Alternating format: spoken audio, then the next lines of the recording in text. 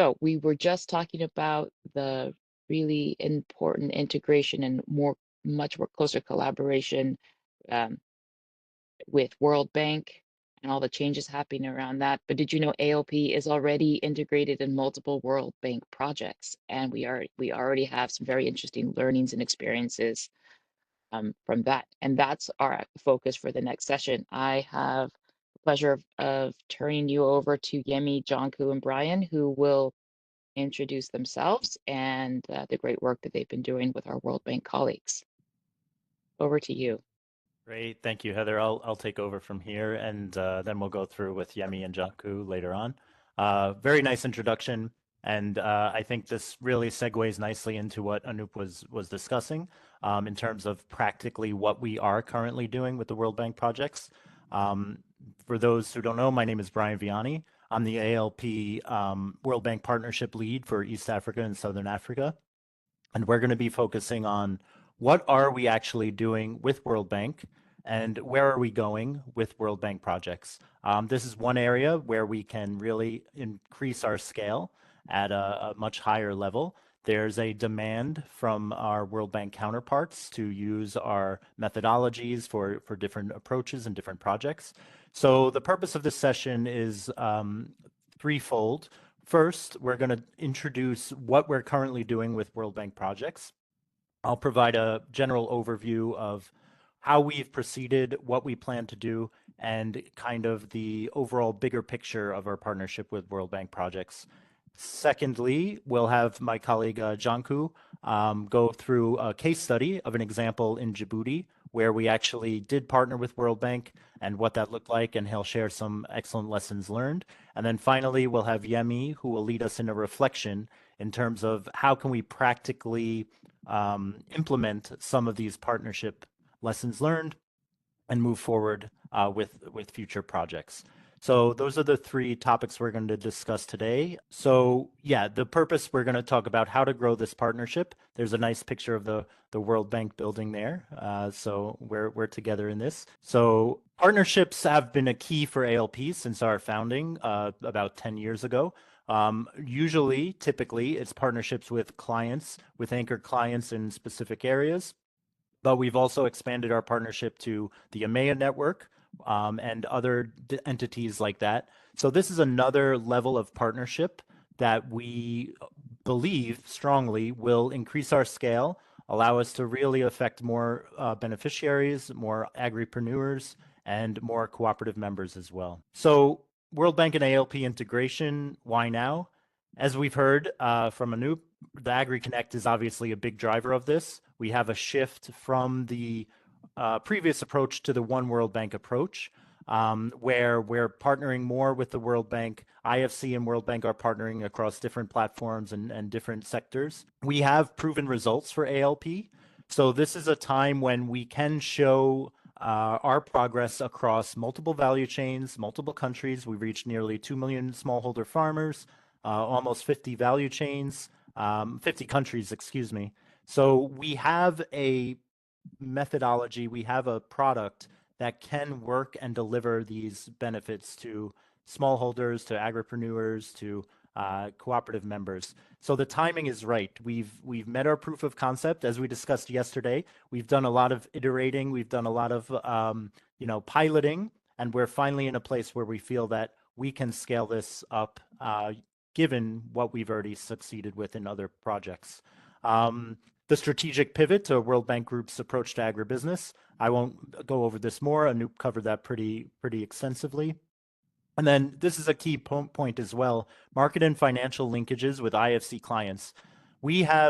ALP has worked with many different clients, for example, Bayer, as Alan mentioned, Soufflé in Ethiopia, Cargill, many different anchor clients in various countries. And what ALP was able to do is link the smallholders, the cooperative members, to markets and to finance through these anchor institutions. And what we want to achieve with this partnership is providing that linkage to the smallholders, to the cooperatives, to the private sector. So it's not just, like Alan mentioned, it's not about capacity building, but we need to create more sustainable businesses, more jobs, and that's a result of linking to markets and financing through existing IFC anchor clients. And that's where I think the value add can really be seen, and something that ALP can really provide to the World Bank projects.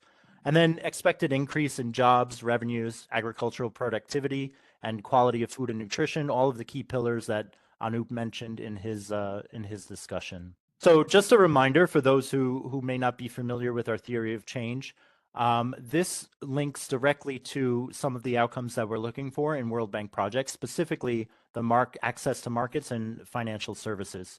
So what's unique about us is focusing on the baseline assessment. Then we develop the training materials based on the baseline assessment, and we provide training and coaching to the participants, who then, after a few months of intensive coaching work and business improvement, would be able to access markets and financial services. So in this case, I'm going to just touch on this briefly, but it does align with some of the goals of the World Bank projects in terms of expansion, reducing the amount of imports, improving the export capabilities of some of the countries within which we work. So how can ALP enhance World Bank projects? We have 5 reasons why. There are more, but these are the, the key reasons why how ALP can enhance World Bank projects. First, we have an alignment existing with international standards. Our ALP material is designed to align with some of the standards that we're looking at, specifically EUDR that Heather is working on, ISO 18716, which I'm sure the EMEA presenters will talk about as well. So those allow these cooperatives and agri entrepreneurs to really align with these international standards. That's baked into our product. The second way we can enhance World Bank projects is by customizable for multiple countries and value chains. There may be a World Bank project that has 3, 4 value chains, and we have worked in almost, I believe, 30 or so value chains. So we're very confident in our ability to customize across different countries, local contexts, and value chains. Second, third, we mentioned before, was measurements via benchmarking. So creating a standard by which we can measure the progress of our training and coaching program. And fourthly is the capacity building ecosystem. So not only does ALP focus on the end users down at the cooperative level or the retailer level, but we also focus on building the capacity of trainers and coaches at the national level so that they can implement not only ALP, but other agricultural programs and training modules in different value chains at a national level, this ecosystem that we plan to build. And finally, fifth, as I mentioned, streamline financial and market linkages, linking to existing IFC anchor clients in order to improve the market linkages and access to credit. So I like to think of it as 2 paths, 1 goal. IFC and ALP have traditionally focused on client-driven projects, and we want to merge these 2 paths toward our 1 goal, which aligns with the One World Bank policy and the new shift that we've seen this year. So where are we now? Like Heather mentioned, we've already worked and are currently working with several World Bank projects. We're currently implementing projects in 7 countries, and we have 2 more in the pipeline, which are ready to start anytime soon. One thing I'll mention is that although this only shows the countries within which we're working, within specific countries, we may have multiple World Bank projects in the pipeline or that we're currently implementing. So for example, in Ethiopia, there might be 2 or 3 projects that are focused on ALP, the same for other countries. So although it seems like we're only in a few countries, in fact, we're working across multiple projects in those countries. And we're quite happy or excited or thrilled, whatever adjective you want to use, to demonstrate how quick we've been able to partner with World Bank. It's only been in the last, I would say, a year that we've started these partnerships, and already we've seen implementation across 7 projects, 7 countries, excuse me. So we're very excited on how more we can expand and which other countries we can grow to, and we hope to carry this partnership across more regions and more countries. So practically, what does this all mean? When we're considering a partnership with ALP and a World Bank project, how do we do it? And we'll get into this in a bit with my colleagues when they present. But we think about four key areas of consideration when we're planning a partnership. One is the approach. You know, what is the number of participants we need? Who's doing the training? What is our timeline for implementation? The second one is the timeline. So is it a long project? Is it a short project? Is it a 5-year, 3-year? You know, how is that going to be delivered? The third key consideration is cost sharing, which Yemi will discuss a little bit more in detail in our reflection session. And then finally, results. How are we measuring results in this partnership? ALP has our way of measuring results. World Bank has their way. So we need to really coordinate and make sure we're capturing these lessons learned and these results. So we'll come back to this later during the reflection session, but for now, I want to turn it over to my colleague, Janku, who's going to talk about a case study in Djibouti. Janku, over to you. Thank you, Brian, for setting the stage. My name is Jonku Janku. I'm one of ALP's master trainers and a subject matter expert for cooperatives. What I'd like to do in the next few minutes is to tell you the story of how we actually brought ALP into a World Bank operation. And that operation is the FAR project, Appui aux filières agricoles résilientes. That's dealing with resilient agricultural value chains in Djibouti. For most people, ALP is known mainly as a private sector tool, something that IFC uses with clients to professionalize their value chain participants. In Djibouti, like in other World Bank projects mentioned by Brian, we aim to translate a private sector methodology, a methodology that was primarily developed for the private sector. We aim to translate that into a national capacity building system that governments and local institutions can own and operate. I will walk you through how we did this from the first training needs assessment through the training of trainers and the building of a pool of national experts, national trainers, and what we have learned along the way. The very first step, and I really want to emphasize this, the very first step is a training needs assessment.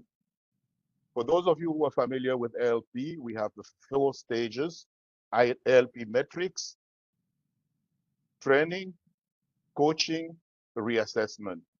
When we are dealing with projects with the governments, we don't implement ALP metrics the way we implement it with clients.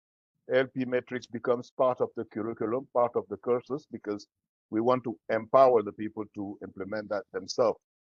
This is why we start here with a training needs assessment. It's practically a mandatory step in our intervention, because this is where we not only identify the training gaps or the skill gaps, but it is also where we map the stakeholders. Who is who does what, how good do they do it, what are they supposed to be doing?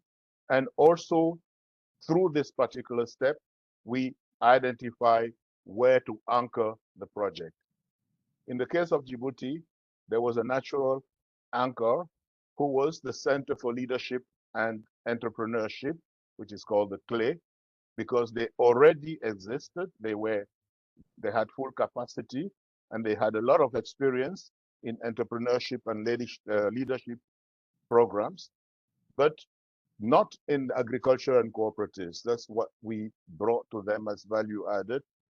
And by anchoring ALP there, we build ownership into an existing national institution. We ended the assessment, that training needs assessment, with a training strategy and a timeline. And the strategy concluded that we would do a training of trainers taking into consideration local conditions, and that we would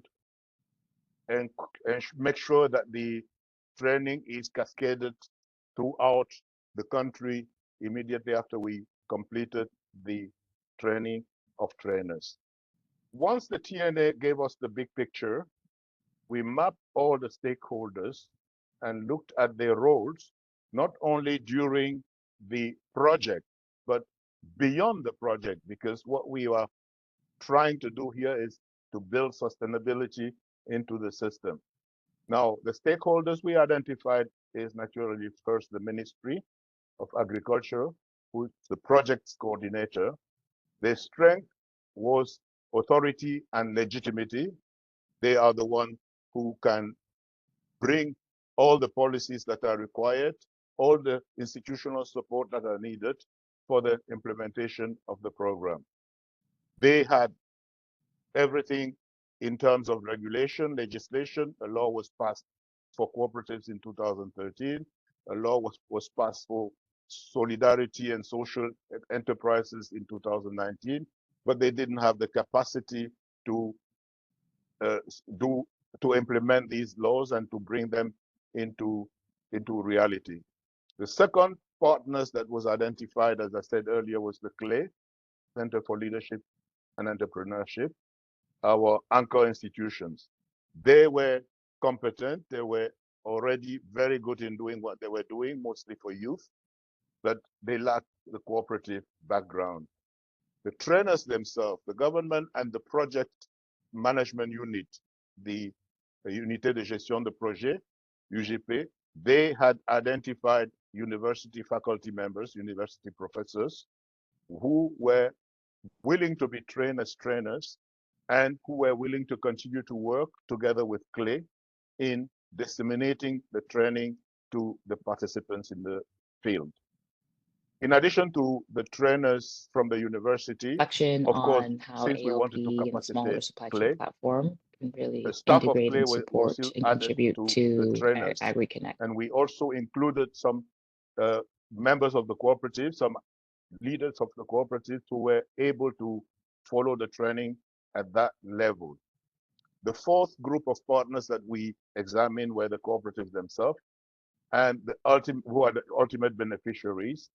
And we looked at the cooperative where they were at the moment of the needs assessment and what were the gaps that they needed to fill. The sustainability plan that we had in mind is in looking at all these structures, not as they appear to us today, but as we want to see them in the future, being able to implement ALP by themselves and also being able to bring value to the system. Now, the approach was really very simple. We had a major problem was that the trainers had absolutely no contact with cooperatives before. They were academics, very good in their own field, very good in teaching at university level, but little skills in facilitating adult education, very little skill in coaching. So we had to find a level of training which would keep them motivated. So we decided between the programs that we normally deploy, we have basics of cooperative management, foundations of cooperative management, and advanced cooperative management. We put the level at the foundation level for the training of trainers. But at the same time, we realized that that level would be high for the rural leaders. So we were developing a two-track training system in which we train the trainers with a different type of material, but we also provided them with material. We developed two packages. We provided them with material that they would use later on for training in the field. So the lack of exposure by the trainers to cooperatives and agribusiness initially prompted us to make sure that they understood what they were signing for before they started the training. So we went to a study visit, which is something that we also normally don't do when we are dealing with normal IFC clients, because we deal with extension workers that belong to the client or who are hired, but who are familiar with this kind of job. In the case of Djibouti, we did three, three, 3 days of 2 days of study visit prior to even entering the classroom. We prepared tools mirrored a little bit around the questions that we would ask if we are doing a metric assessment. So each trainer had a copy of this questionnaire, and we went to meet with the cooperatives. That's the image you saw on the title page of the slides, on the title page of the slide. And then we went there. We interviewed they interviewed the farmers, and they were able to get information, and that information was very useful when they came back into training, because they could relate what we were talking about to what they had seen in the field and the information that they had collected themselves. The main challenges, well, I think the challenges are pretty clear. First, the timing. Uh, I think ALP came in a little bit late in the project cycle. It would be better if, when the project is being designed, it would be better if that LP is part of the design, so that it can integrate seamlessly in with all the other components of the project. Normally in projects of that scale, which are long time projects, maybe 5 years, huge but big budget projects, a lot of value chains covered by the same project, everything that is really different from what we normally do in our IFC client-based programs. In situations like this, if we don't anticipate, we find ourselves in trying to catch up later, in the sense that most of the deliverable in these projects are done through cooperatives, because we have that multiplier effect.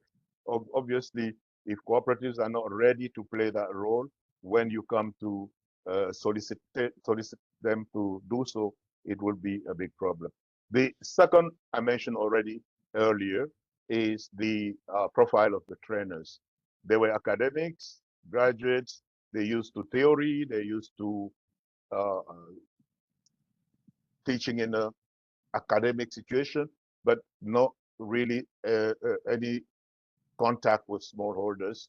And this was something that we could change through the field visit.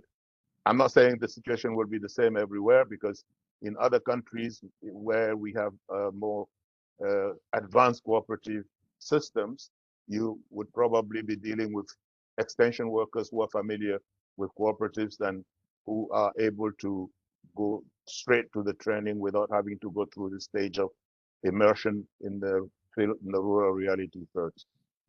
Of course, the literacy level of the final recipients, the cooperative leaders, was also a problem, but that's a problem that we are familiar with. So we were able to avoid that problem simply by producing a separate set of training material with for the trainers when they go out to roll out the training. The final challenge that I would mention is probably the limited follow-up resources, because to my knowledge, the training was concluded on the first day of July, and they are still waiting to be deployed. So I think that in the future, or in future opportunities and projects, it's better to wait to do the training of trainers when we are sure that it will be followed directly by the rollout, so that they don't lose the momentum, because they were really very motivated. And the fact that they have to wait for so long before they are deployed in the field was probably a factor that may even create the need for a refresher program later on. I think lessons learned, I mean, they really basically the opposite of what we have said about the timing, about the challenges. If we can integrate the program design in the ALP in the program design before, if we can, one of the things also is to get the buy-in by the government. In this case, in Djibouti, it was extremely very useful to get the buy-in. They were very enthusiastic about the program during the training needs assessment mission. They were participated, the government participated fully, the project participated in the experiment and all the conversations. So mostly timing, buy-in, all these are the lessons that we learned, and also make sure that the follow-up does not last for too long. This is practically just some visual highlights of what we went through. This is a session, a plenary session during the training of trainers. The next one is the teach back. For those of you who are not familiar with our training system, after the training, after the TOT, the participants each are assigned one topic, one session, which they teach back to their fellow participants who will become their classroom. And during that teach back, they are evaluated and assessed for the training. So we are seeing some of the participants during their teach back session. They have really moved from academics to facilitators. The field visit I talked about, those standing are trainers. Some of the trainers are there, and they are finishing the interview with the farmers. So this closing ceremony, and I understand if Susena is with us, I understand that you would like to say a few words, and I will hand over the floor to you. Then you can pass it on to me to say 2 words of conclusion before passing to Yemi. Thank you, Janko. Yeah, my name is Susena Tasso. I'm based in Washington, D.C. I'm a senior agriculture specialist. And I just wanted to share briefly the experience that I had with the ALP team. I'm the task team leader for the project, value chain project that Janko was alluding to. And the collaboration was really successful. I agree with Janko that the timing was done at a later time, so we have to really juggle on the calendars and everything to see on how we can take advantage of this really important service that the ALP is providing, in terms of capacity building for the cooperative. And yes, I didn't prepare the project, but just to share with you that from World Bank perspective, I don't think many of our colleagues are aware of this service at all. So maybe there's a need for you, the IFC colleagues, to reach out, more to other colleagues as well. That just it's through discussions with Yamis Raj and also I think Alan that I discovered this service. So another reason that we really need to know who does what and what exactly, because we have a lot of potential areas that we really can work together. The other key point that I really like to highlight, because that was in our discussion, is how to finance. Like the financing part needs to be taken into account. We're talking about partnerships, so who brings what in what capacity. So that also with James Wright really had to go around to finally figure it out. So I think James Wright will cover that. So that's another second point area that I really insist that we really need to look into. Now, in terms of the client satisfaction, I mean, they really it's a first such training that we organized in the country. It was really well taken, but it was just the introductory part. So there is need for a follow-up, right? I agree, Janko, that these people that are, that were trained need to practice that, right? So the reason why they didn't do it is because the timing, the training finished in July, and then August is, given the country context, there's nothing going on. So it's only resumed in September, October. So right now we're planning trainings for the cooperatives, like the project is working on a training calendar. So hopefully, they'll be able to test what they learned, and we'll see, and of course, share with you the outcome of these trainings. So that's in the plan, and the project is working on it. So I would like to share that information with you. I'm trying to be brief because I know that we're running behind time. And now going forward, like I said, we have to continue this discussion, this collaboration, because this is just the beginning. So we have to see, maybe I will continue the discussion with James Rice to see on how we can, further up. So because this, the module that was provided was the introductory module. And if I understood correctly from the discussion I had with Janko, there are like consecutive modules. So we're going to be discussing and see on how we further this collaboration. That's one. Now, secondly, information that I want to share with you is that as part of the introductory on AgriConnect, Djibouti is one of the countries that has been put forward, along with Morocco and Pakistan, for the MENAP region.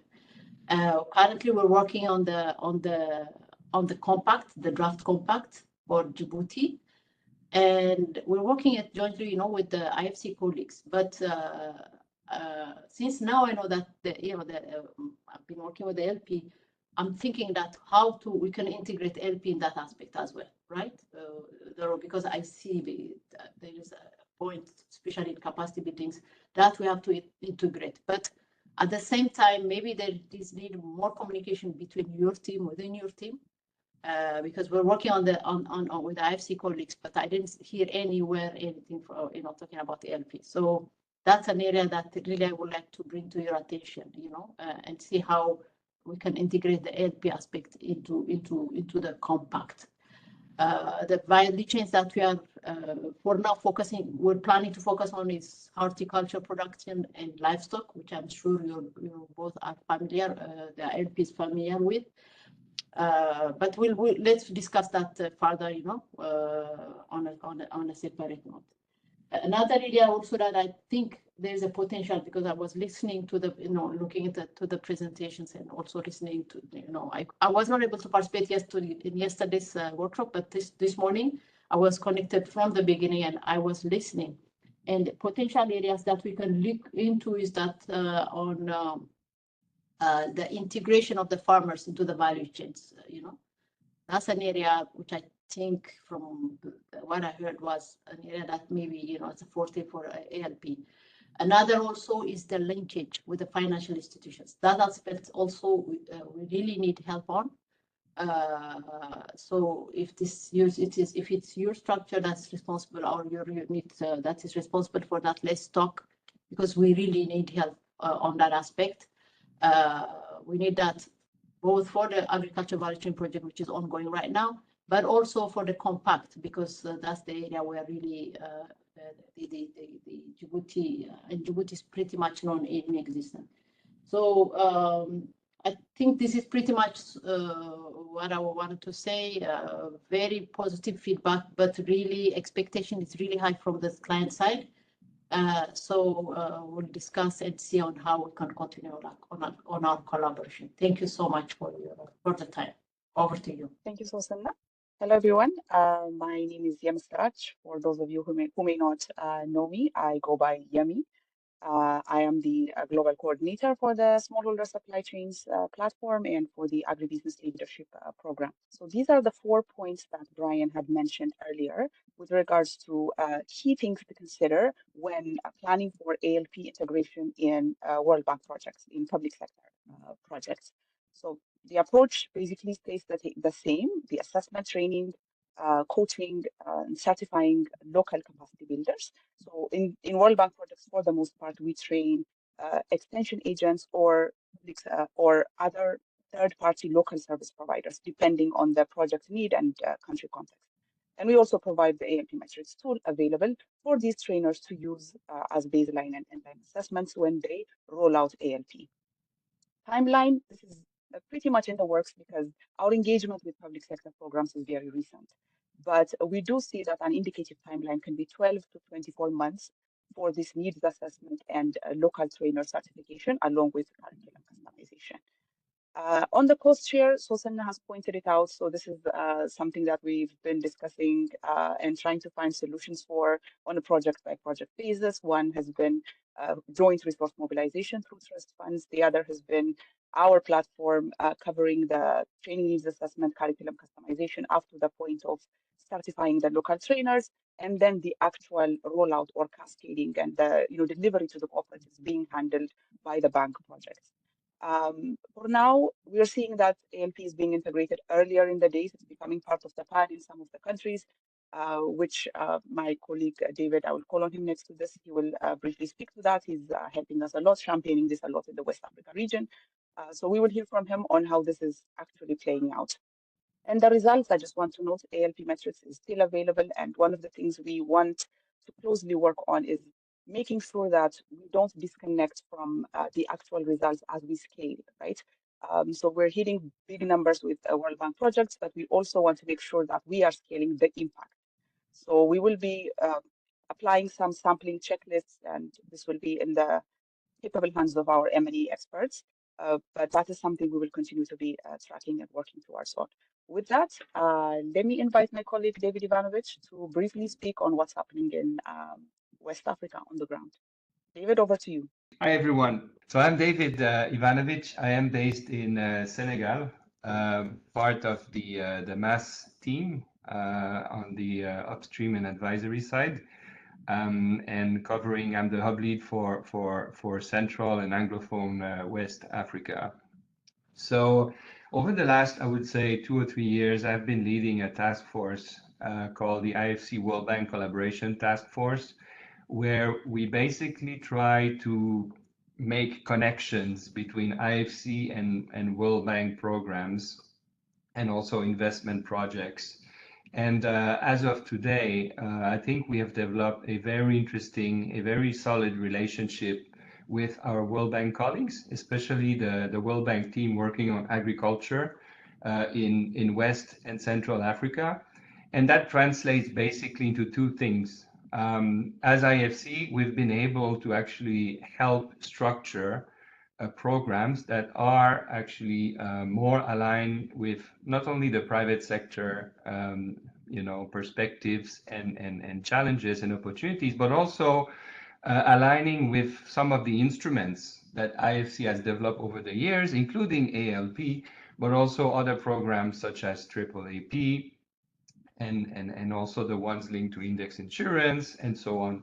On the other side, what is interesting about this collaboration is that we've been able for our investments at portfolio or pipeline stage, identify World Bank programs in the region that can actually de-risk and help our investments. For example, we have an investment in Senegal with a company called SAF Ingredient that some of you know, and that is having challenges to source onions from cooperatives. So basically, we've been able to work out with the World Bank colleagues in Senegal, and then the government has, it has been brought to the attention on the importance for those programs to modernize and help those cooperatives, be more, how can I say, able to supply, such off-takers. Long story short, we are creating an interesting dynamics, and we're very happy about the direction that you see now with AgriConnect. And for today, I think what is important for me, the key messages is that, we have been very, how can I say, vocal ambassadors to the World Bank about what ILP can do, because we are seeing more and more governments who are tired of the traditional, I would say, interventions of seeing farmers as beneficiaries, right? Receiving grants, receiving equipment, receiving X, Y, and Z. And they actually are very excited about, the possibility of transforming farmers and cooperatives into agri-entrepreneurs. So I think for us, I think my key message today is that I think, AgriConnect offers a fantastic opportunity for ALP to not, I would say, scale up, but to add a new, how can I say, product offering towards governments, right? And what does that mean? I think this is something with Yemi, Alan, and the team we're talking about. But the idea would be, and let's say in Togo or in Senegal, so we have actually 2 opportunities there. In the case of Togo, the government, would love to have the ALP methodology when it, for training its cooperatives across the country, right? So the challenge will be, how can we bring the ALP current model into a model where it will influence a new generation of extension services. And so anyway, so I think, I just wanted to make, these few comments. I think what we will see more and more, we will have a lot of more conversations, because Senegal, Cote d'Ivoire, but also Guinea has shown a strong interest in ALP, and we think sky's the limit, right? But I think as ALP now, the challenge will be, how can ALP product offering adapt to this new environment, which is all about job creation, productivity, access to markets, access to inputs, and so on. Let me stop here. Thank you. Thank you, David. Exactly, that is our homework as a team after this conference. Let me now call up my colleague Salam to talk about what's happening on the ground in East Africa, particularly in Ethiopia. Salam, over to you. You have a few minutes. Excellent. Thank you very much for the invitation. Good morning, good afternoon, everybody. As Yemi said, my name is Salam Waitelimkel. I'm based in Addis Ababa, Ethiopia, working as operations officer, focusing on agribusiness upstream and advisory solution. The same team with David and Yemi and others. I mean, for us, ALP, we have been, I think, the pioneers in terms of the country, piloting it in different value chain. I would say with our projects, we have reached almost 1,000 SMEs in poultry, in maize, soybean, malta barley, one of our flagship projects. So we have a proven case really that we can also offer to the public sector. That's how the engagement and the discussion started with the World Bank colleagues, which showed also very keen interest in terms of engaging with the ALP. Currently in Ethiopia, the job agenda is really a prominent and number one, I would say. Government is currently saying we need to create at least 100,000 jobs over the next few years, especially in agri-SMEs. These agri-SMEs, they contribute around 90% of the businesses and 50% of the employment, but highly constrained with different business skill challenges that we are always faced through and that we are trying to tackle using the LP. This goes out like the weak financial management, access to market, governance, which makes it really difficult for them to scale, to invest, and to be even investable. Even when we are also trying to link them with our off-takers, IFC investment, I think that's one of the biggest challenges. But we have seen also LP really doing a good job in terms of increasing the volumes, business skill improvement, and also in terms of improving their scalability. That's how we really showed also the case to the bank colleagues. So in Ethiopia, we are trying to use LP in the public sector, expanding it to the scale into areas. One is working with ATI. ATI, the Agricultural Transformation Institute. It's a think tank for the government. It's the center of innovation. They have been reaching almost 3.5 million smallholder farmers in different innovations. So they are very much interested in terms of how we can use the LP in their day-to-day operation, especially reaching out to the agri SMEs. The second one is working with the World Bank projects. I think I really need to recognize, especially the TTLs, Dr. Brooktide for the livestock fishery sector development project, and Pablo for the community action through landscape management project that we are going to partner with them. They have been really interested in terms of learning and piloting it. When I go back to the ATI, I think this think tank, they would like really to help and work with us in terms of capacitating farmer producers and agribusiness companies. This is also kind of a startup. They would like to work on agri dealers, a one-stop shop, and of course, mechanization service providers. This is kind of the agricultural commercialization cluster phase 2 project. They would like to see how this LP could help them in terms of providing an in-person, online, and hybrid solution. This will be done in 2 languages, and we are targeting around 1,400 farmers. For the same is true with the World Bank project. You know, as a World Bank, it's a public sector. We are directly working with Ministry of Ag mainly.